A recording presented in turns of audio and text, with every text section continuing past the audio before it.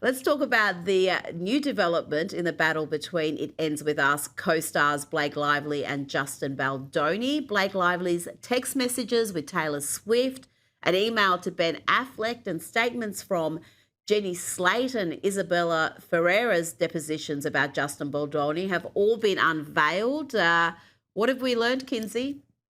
A lot. And it's not a positive reflection on anyone, especially Blake Lively, Ryan Reynolds, and Taylor Swift.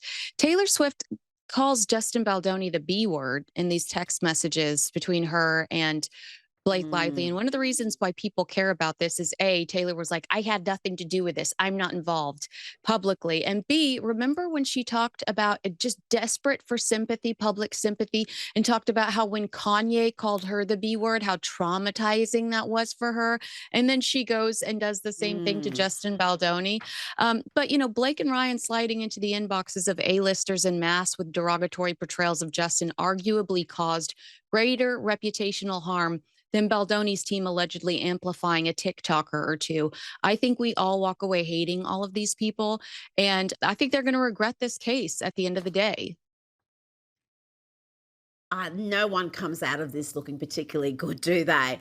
Now, Katy Perry has joined former Canadian Prime Minister Justin Trudeau at the World Economic Forum in Davos. I played some footage of that earlier.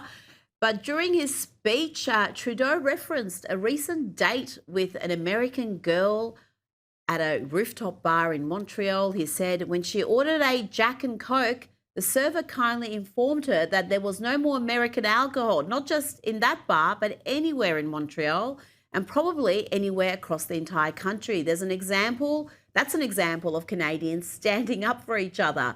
That's an example of soft power, being motivated to be there for each other at a time of stress, at a time of anxiety. Oh gosh, Kinsey, these two deserve each other.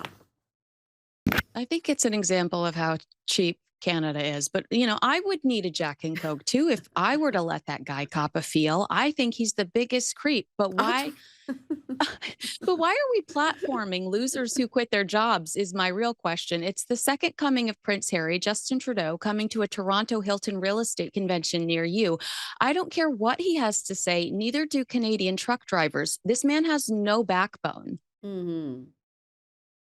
Well, yeah, all this talk about Canadian unity and soft power. Well, where was that when he was seizing bank accounts and targeting Canadian truckers who were just wanting to work? So, yeah, when it counted, he was an absolute tyrant. And talking about tyrants during COVID, Gavin Newsom has been humiliated at the Economic Forum after he was denied entry into the US clubhouse. It came after Newsom rushed out of Donald Trump's keynote speech to tell reporters that it was remarkably insignificant.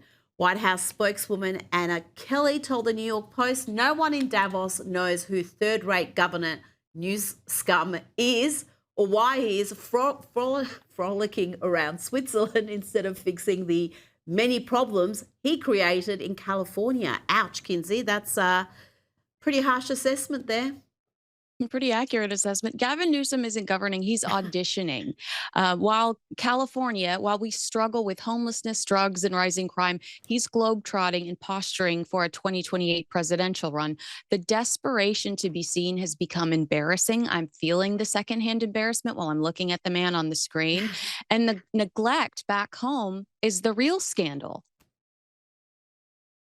And when it comes to the film and TV industry, he's failing even there. California has suffered a massive drop, 20% fewer movies and TV projects last year. And this is even after Newsom rolled out record tax incentives to try to keep Hollywood at home, Kinsey.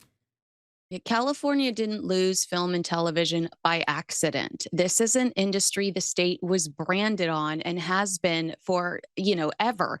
And it's declining on Newsom's watch despite those massive incentives. That's not bad luck, that's failed leadership, and it should disqualify him from higher office. It should, but as we discussed earlier on the program with Josh Hammer, he's a front runner. He may be the front runner, and his only real competition at the moment seems to be Kamala Harris. So that is good news for the Republicans, I've got to say, Kinsey. If the Next Democratic presidential candidate is Gavin Newsom or Kamala Harris. The Republicans are going to be looking forward to that race. I mean, the ghost of Joe Biden is more appealing to me than Gavin Newsom, Kamala Harris, or I was afraid you were going to say AOC, and I was going to verbally vomit Ooh. or vomit. But yeah, no, you're absolutely right. Gavin Newsom would be such a blessing to the GOP.